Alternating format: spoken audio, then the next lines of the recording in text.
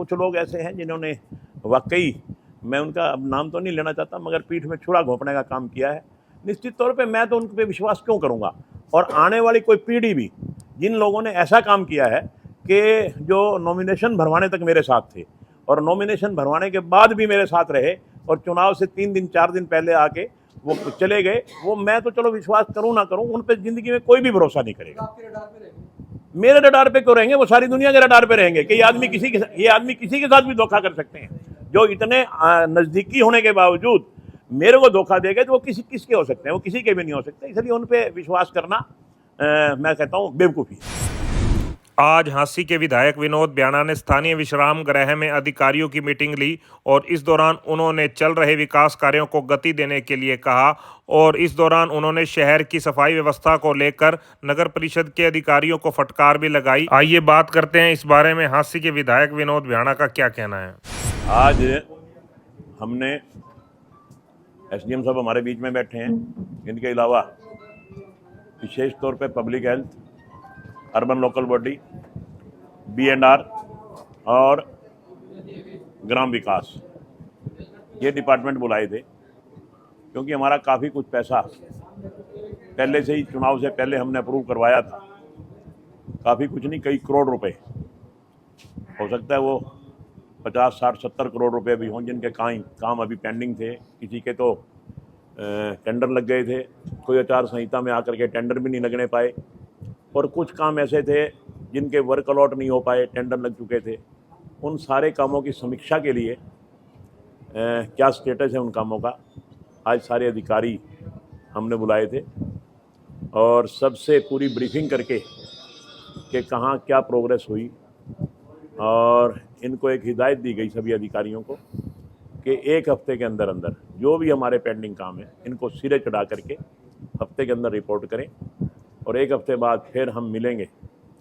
क्योंकि मैं समझता हूँ कि ये हमारा सौभाग्य है कि काम हमने मंजूर करवाए थे, उसके बाद चुनाव आ गए, आचार संहिता लग गई, काम नहीं हो पाए, और चुनाव के बाद झांसी की जनता का आशीर्वाद फिर हमें मिल गया, सरकार को भी हरियाणा की जनता का आशीर्वाद मिल गया, अधिकारी भी हमारे वही के वही हैं।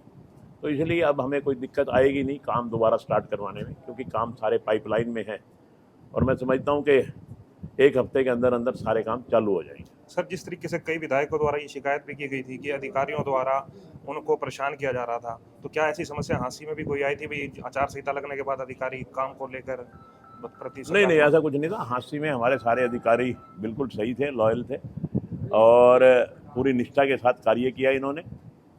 और मैं समझता हूँ कि जो कानूनी दिक्कत है आचार संहिता की, जब आचार संहिता लग जाती है तो उसके बाद अधिकारी काम कर ही नहीं सकते, तो वो तो चाहे आप दिक्कत लगा लें चाहे कानूनी अड़चन लगा लें, वो अलग बात है।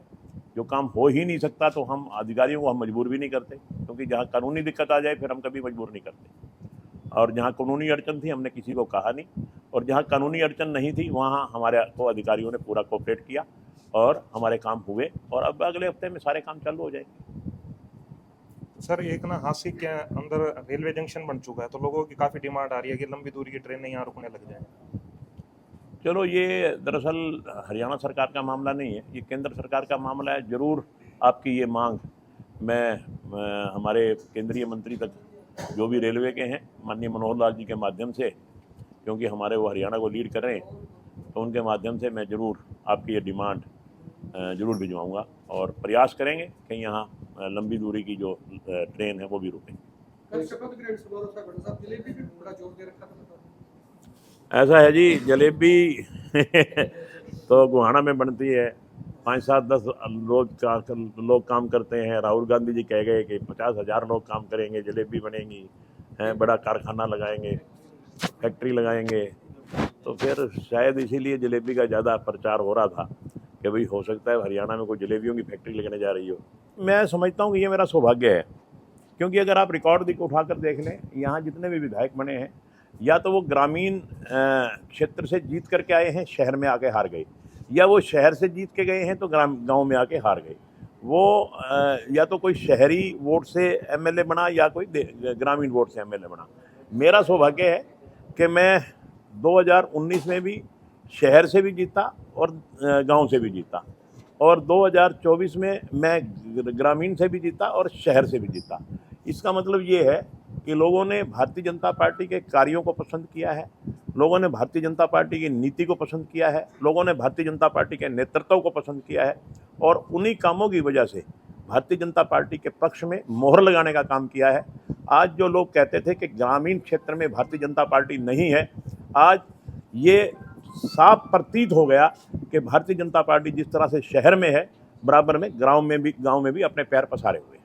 अच्छा, कई लोग ऐसे भी थे, मतलब वो क्वेश्चन भी जिन्होंने आपको भी चाय पिलाई और वो मौका देके जो है उनकी तरफ चले गए कांग्रेस में, वो लोग कह रहे हैं कि वो आने के लिए जो है प्रयास करें। कोई बात नहीं, हम तो किसी को मना करते नहीं, कोई आएगा तो वेलकम, नहीं आएगा तो कोई बात नहीं। मगर कुछ लोग ऐसे हैं जिन्होंने वाकई, मैं उनका अब नाम तो नहीं लेना चाहता, मगर पीठ में छुरा घोंपने का काम किया है। निश्चित तौर पे मैं तो उन पे विश्वास क्यों करूंगा, और आने वाली कोई पीढ़ी भी, जिन लोगों ने ऐसा काम किया है कि जो नॉमिनेशन भरवाने तक मेरे साथ थे और नॉमिनेशन भरवाने के बाद भी मेरे साथ रहे और चुनाव से 3 दिन 4 दिन पहले आके वो चले गए, वो मैं तो चलो विश्वास करूं ना करूं, उन पे जिंदगी में कोई भी भरोसा नहीं करेगा। आपके रडार पे रहेंगे? मेरे रडार पे क्यों रहेंगे, वो सारी दुनिया के रडार पे रहेंगे कि ये आदमी किसी के साथ भी धोखा कर सकते हैं। जो इतने नजदीकी होने के बावजूद मेरे को धोखा देंगे तो वो किसके हो सकते हैं, वो किसी के भी नहीं हो सकते। इसलिए उन पे विश्वास करना मैं कहता हूँ बेवकूफ़ी है।